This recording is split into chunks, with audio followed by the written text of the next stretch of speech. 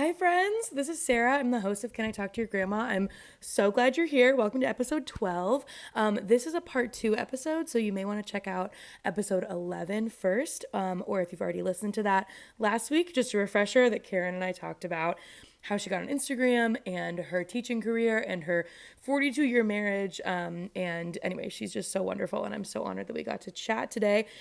Please, first and foremost, go follow her on Instagram. She is at choosing to reset with underscores. And she's just such a joyful, wonderful follow. I'm trying to adjust my hat in the mirror of the camera, and it's very disorienting. But anyway, if you have anyone that you think would be a great guest, I would absolutely love to interview them. There is a form on my website, which is grandmapodcast.com, or you can email me at hello@grandmapodcast.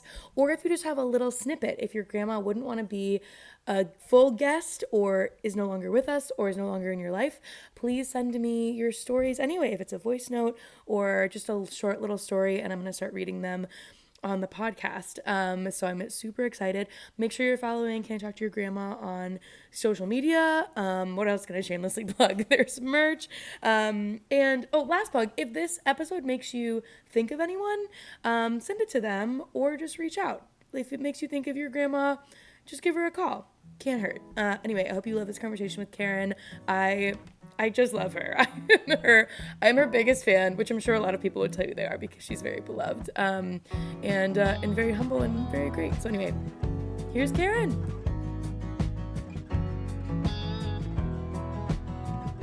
I was just thinking about because we were saying there's such a loneliness epidemic, and there are so many people, I feel like especially after COVID, that live alone or older people or whatever, and then Instagram and social media can be such a tool for connection. So I love that you're teaching people how to use it, and then that people are getting more connected and watching the walks. And I don't know, I just sort of, something in my brain is like, this all works together so well. I just feel like I totally agree with what you're saying, that I think after COVID, but I think even before that, for generations, we lived close to our parents. Yeah. And we lived close to our kids. And people just really didn't move far apart.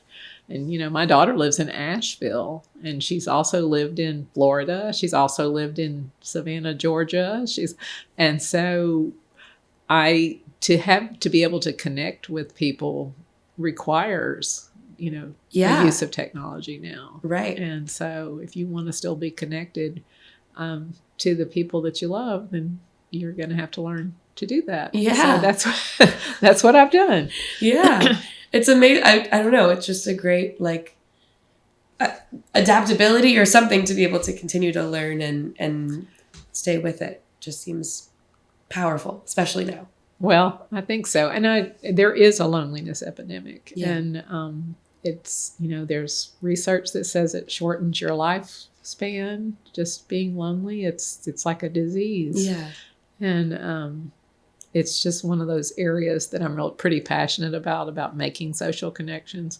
I think technology is great, and I'm so happy about it.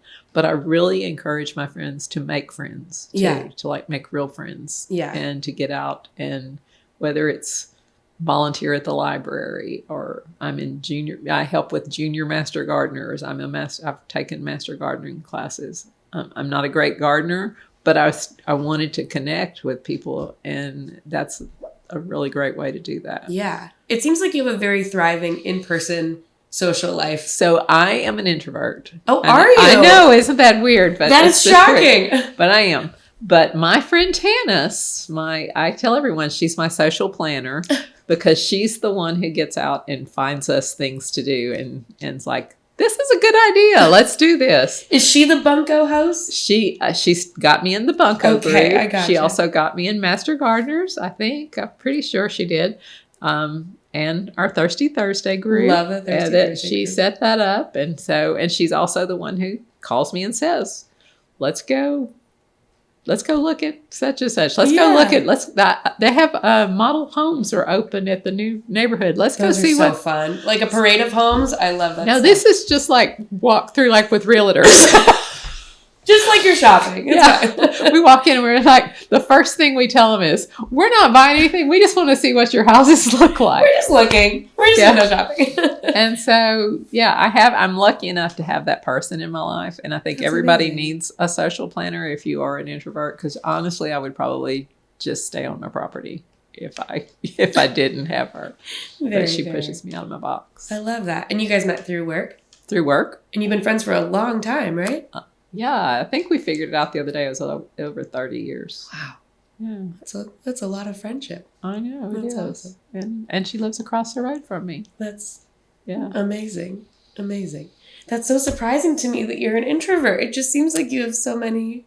So the thing about being an introvert is we just don't get our energy from being around people. It actually like sucks the energy out of us. So at the end, like if it's been too people-y for me, then I'm tired. Yeah. And she's jazzed up. She's like, that was fun. And let's keep going. Yeah, right. And I'm just like, I've had enough people. I can't take more people. And so that was a great thing about me. We were talking about the fact that I commuted to work for part, and even after we moved up here, I continued to work and drove back and forth. Having that time in the car when it was just quiet. I guess that's true. I had said 2 hours in the car every day. And now I'm like, was that a dream for you? It was really, it kind of it made it where I didn't come home and just not want to talk to people. I had enough quiet time that I was able to come in and be a civilized person to my husband when I got home instead of just going, don't talk to me. I've talked to people all day. So when did he move up here? And he's like, wait, what happened? What's going on? That's amazing. Man, I love it. Well, has anything surprised you about being on Instagram or building your following there? Building a following surprised me. I think I've just gotten to know the more different we think we are, we're really more alike. Yeah. As human beings. I was telling you, I've got people that follow me from New York City. Right. And what in the world do I have in common with someone in New York City that lives in a place where they don't own a car? They rent cars to go places. I've learned this. I ask them, I'm like, what do you mean you don't own a car? How do you go places? Yeah. And so, that have just such different lifestyles, but we still are all looking for connection. Yeah. We're all looking for just, getting to know other people. Yeah. And so I think that's one of the things that I've learned is that we're really not that different. Yeah.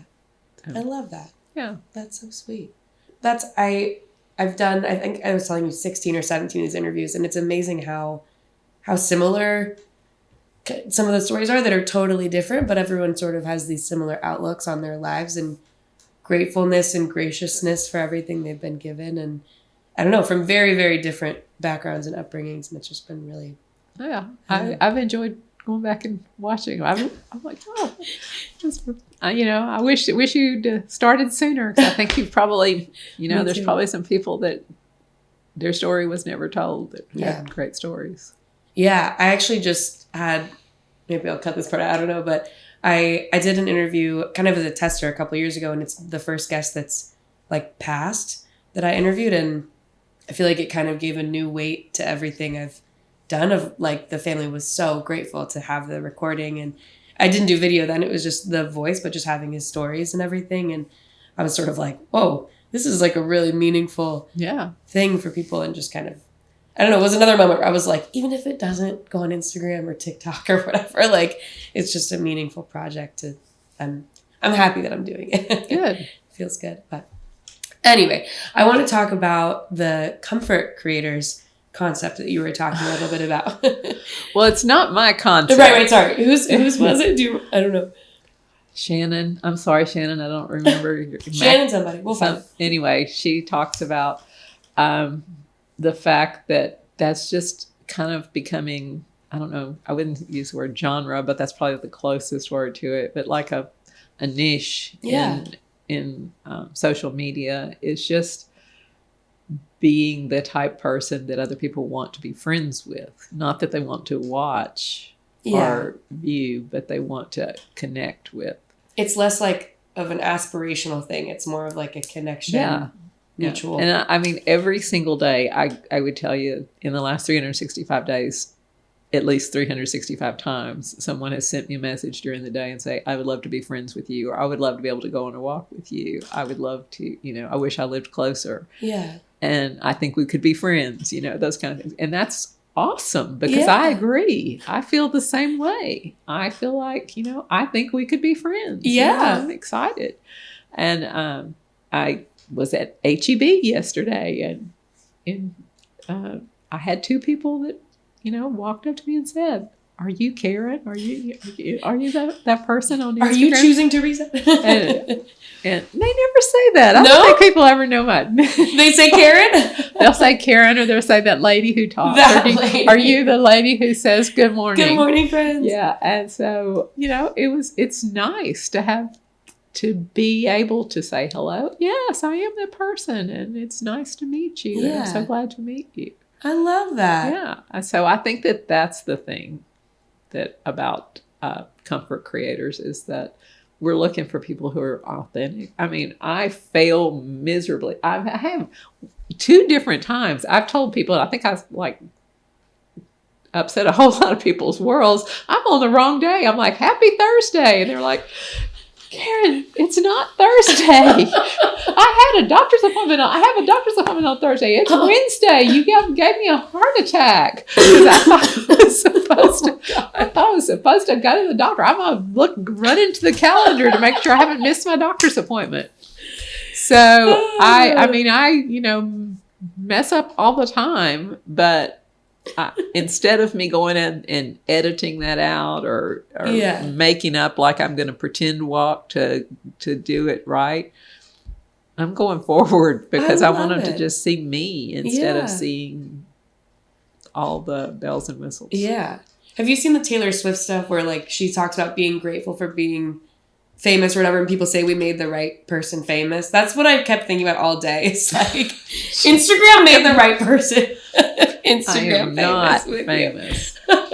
I'm not. And when I say 2 people at HEB, it's also been like a month and nobody has recognized me at all. And so it happened twice yesterday and 0 for the last month. And so it's not like that I think I'm fancy or anything. No, you're very humble. I don't know. I like how much you in person are exactly like who you are on Instagram. It's really great.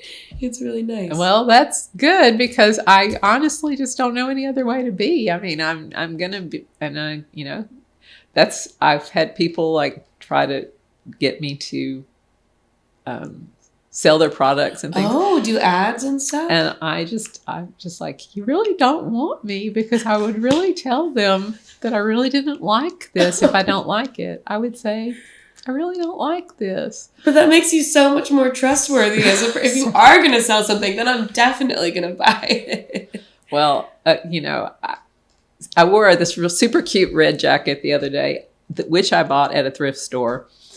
And I had a ton of people like, can you send the link to that? And I'm like, I bought it. So I'm sure that doesn't make my children proud to say, my mom bought that at a thrift store and told the whole wide world that she bought it at a thrift store for $6.99 too. Ooh, I know. There we go. Deal. But that's just not. It's real. Yeah, that's just not going to be something that I'm going to. If I tell you I bought something and I really like it, it's because I bought something and I really like it. Yeah. It's not because I am getting paid by somebody to tell you that I really like it. Which is like, I'm stumbling over my words. I feel like Instagram ads, like you do lose a little bit of credibility if you're plugging something that doesn't really feel organic or whatever. And I feel like it feels more like a friend when you give a real ringing endorsement of something you actually like a friend actually would in real life, Yeah, that's what I tell them. I'm like, this is stuff I would tell my friends.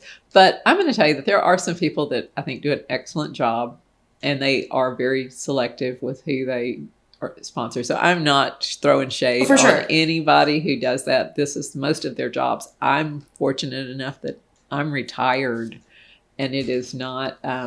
You're good to go. It's not something that it's. My income is not based on whether I do these things or not. So Yeah. I don't want anybody to feel like I'm saying. No, totally. Good for them. They figured out a way to make money doing Yes. something that they love. I'm excited for them, honestly, but it's just not me. Yeah. And so. Oh, I'm totally not about the second a tooth whitening wants to sponsor the podcast. I'm gonna be like, yes, I use it. I love it.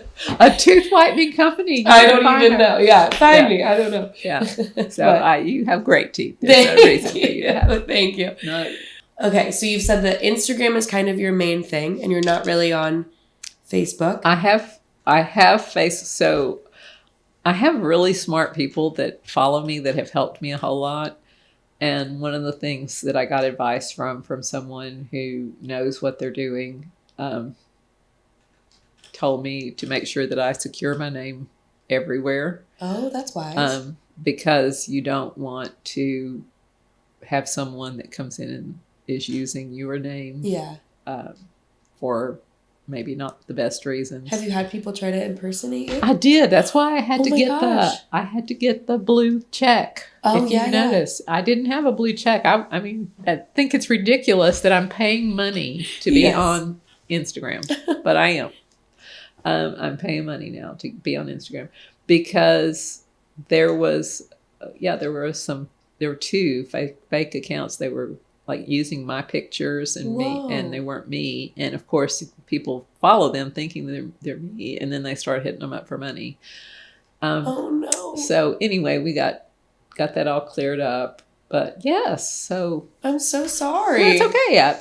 I'm good. I got people that. So anyway, I even have like a TikTok account. I have posted 0 times just to hold the handle, just so that someone else can't be me on TikTok. Amazing. And so I get a good advice. I have people that tell me what to do, help me with like what. In fact, I've got a friend that is going to help me update my like about me stuff. Okay. I have a little pin thing, and so I'm getting pictures together and stuff now because she'll help me because I don't do Canva very well either. Canva is hard.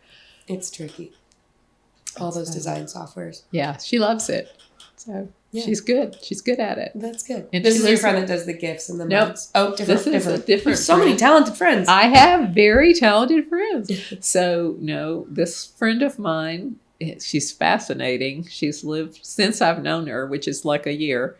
She's lived in Washington State, Costa Rica, Louisiana, back to Washington State, and now she's in California. Oh my goodness. And she's really good at packing. And she's gotten married, yes. Wow. Yeah. Well, you sound like you're kind of good at packing too. I'm trying. My car is crazy right now, but I'm doing this. I was in the tent last night. There's a lot going on. But it was a lot of fun. Yeah. So you said you had 4 grandchildren? I have 4 grandchildren. What is it like being a grandmother? It is the best. Oh, so yay. They are all so different. Each one of them is just fun and funny in their own ways. My son lives about 40 minutes from here, and they have 3 kids. Mm. And so the oldest is Lucy, and Lucy is artistic, and she looks just like her mother. She's got this glorious red hair. It's super thick and beautiful.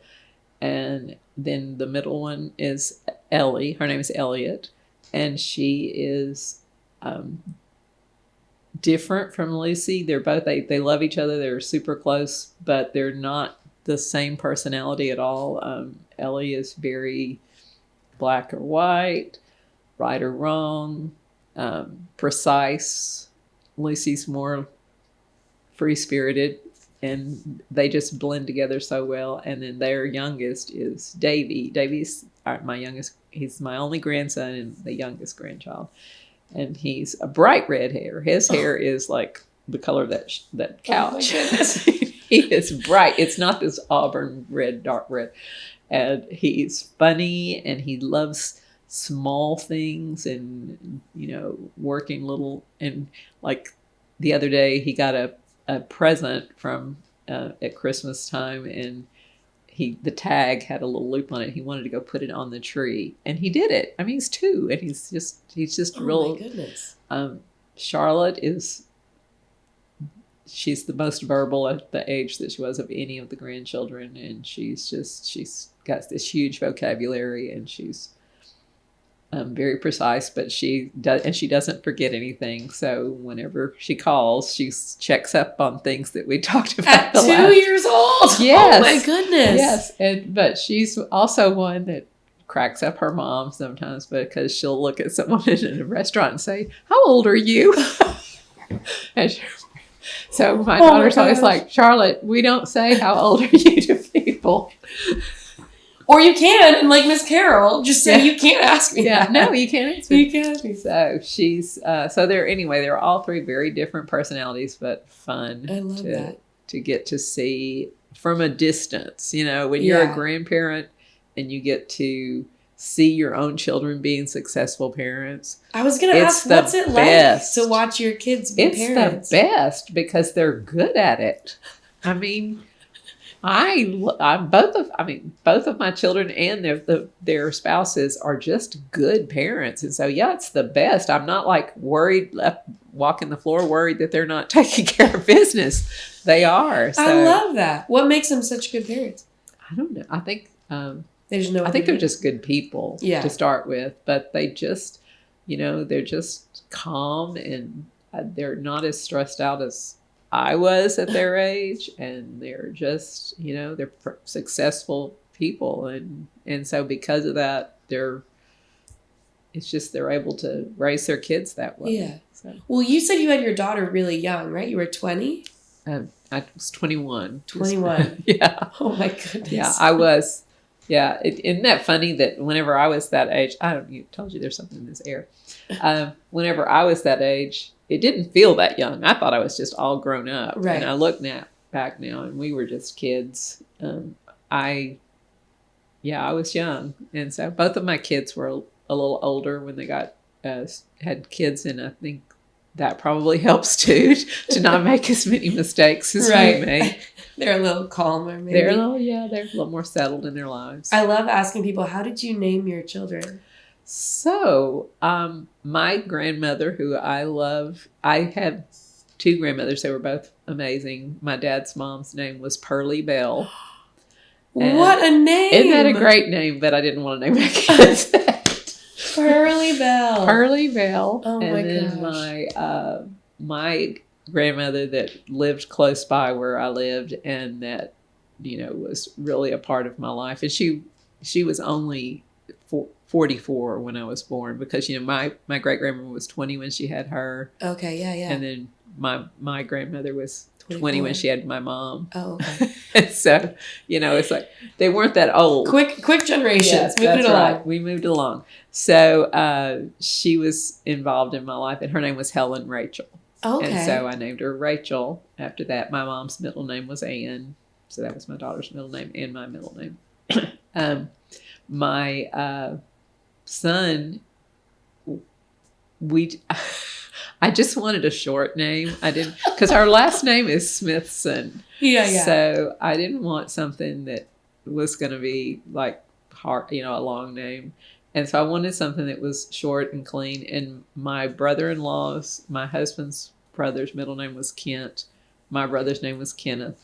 So we named him Kent because it's kind of like one of those names that kind of in the middle. So that's his name, and he's Kent Edward after his dad. So that's how we named him. That's awesome. Yeah. I love the story about the lady that named him after at the hospital, and the husband didn't know. Once the husband left, they couldn't agree. Yeah. And then what's funny too is they had a little viewing party for her interview, and Barry, the son that was named when the husband left the room, was there. And I don't know if he had known that You story. knew that story? I'm not sure, but it made me happy to know that it was preserved. It was like, This is too Yeah, good. that just cracked me up. No, we agreed on names. Yeah. So That seems like the more normal way to go. we did agree. But yeah, so Um, that's how they were named. Their family names. I love it. So. I just think it's so interesting, and I love all the like old school, like I don't know, like the old family names, like Pearly Bell. That's so Pearly great. Bell. Well, so my dad's name was Edgar Oscar. Isn't that terrible? But he went by Pete. Now, I'm so sorry I never asked him, how did he end up with the name Pete? Yeah, where did that even come Because from? his name was Edgar Oscar, and his whole life he was Pete. That's wild. So not Peter. And his last name was Long. So That's there's it. really no Pete in there anywhere. Nowhere. My dad's full name, because he was the youngest, and I think they didn't want to offend any family members, so it was William Bernard Frederick Bauman. They just threw Everybody's name all into the pot. everybody's name in there. Yeah. Wow. And he would just go by Bill Bauman. He was like, no, nobody talk about any of those other names. It's too long, but it's crazy. Anyway, did you ever teach any of your kids when they were coming through school? My own personal Your children? own personal Oh, children? no. No. I would not have done that. I wouldn't have done that to them or me, because I have friends that have done it, have successfully done it, but it's just such a different relationship. Seems complicated, for sure. No, I wouldn't have been happy with that at all. So Hard to be unbiased. right. Yeah. And I probably would have been harder on my kids. Yeah. It probably wouldn't have been a good thing. Yeah, that makes sense. So your husband was an 8th grade algebra teacher? He taught Algebra 1 to 8th grade. The entire time. And you said he loves 8th grade because it's like a magic moment. Yeah. He thinks? Yeah. But not for you. No. I don't think I think junior high teachers deserve more money than anybody else, because it's like drama every single day. It's crazy. I did a little bit of substituting when I first was married and still in college, and that was like, I would, if they would say they were the junior high, I would be like, I'm not feeling well today, because it was Change of plan, actually. It was just, they're just difficult. So they get my full respect, but he loved it. So That's amazing. I love it when someone just finds their thing and sticks with it. Like he clearly just found his subject and his age and just committed fully. Right. And even when he moved here, that was like the only job he would consider was another 8th grade algebra teacher job. He's got his thing. So, he had his thing. He knows. Gotta be nice to be able to connect about like education and teaching with your partner. I feel like being in the same field had to be nice. Yeah, that was not it. It's nice. We he was probably more understanding than a lot of husbands, because I worked a lot of long hours and things like that, and he kind of knew, because he saw it in other people. Yeah. He was never interested in administration at all. Really? Mm-mm. He has a master's degree, but not in educational leadership. Okay. So he just never wanted to go that direction. Huh. Oh, I wanted to ask earlier, what kind of art did you do when you studied art? A lot of different things. I've got some things over there I'll show you after we're done. Sure. But I really loved sculpture. I did jewelry design. But I also painted. Did the kind of broad spectrum. I'm not a great artist. I'll never say I was a great artist, but I love art. Yeah. And I probably would have if I'd even known that a job like that existed. But when you're a first generation out of poverty, there's a lot of things you don't know.